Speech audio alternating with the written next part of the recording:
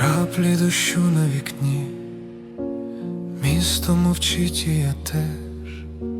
Знову тривога і сни, де небо у крові в сніг. Земля пам'ятає все, і голод, і біль, і страх.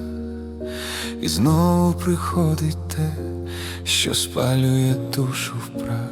Та настане день, і сонце зійде, змиє війну весняний дощ, прокинеться край, зітхне без кайдан. Добрий ранок, Україно. Жінки у вікнах стоять, моляться ночами навзрив. Діти не знають, сміятись чи спать, а світло десь там горить. Людина людину вбиває, і ніхто вже не скаже чому. Ми всі однакову кров маєм, і серце одне на всіх.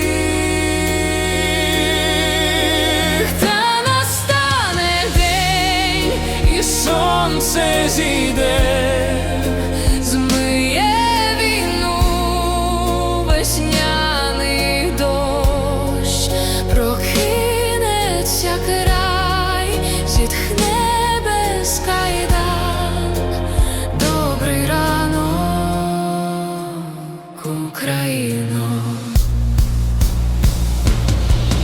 і прийде пора, де сміх повернеться в двори, і дівчата знов заспівають, що війна – це тільки сни. Добрий ранок,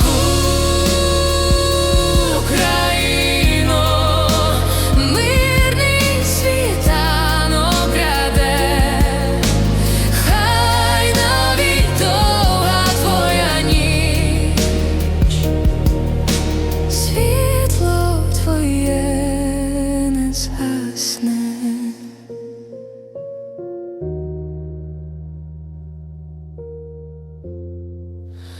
Добрий ранок, Україно.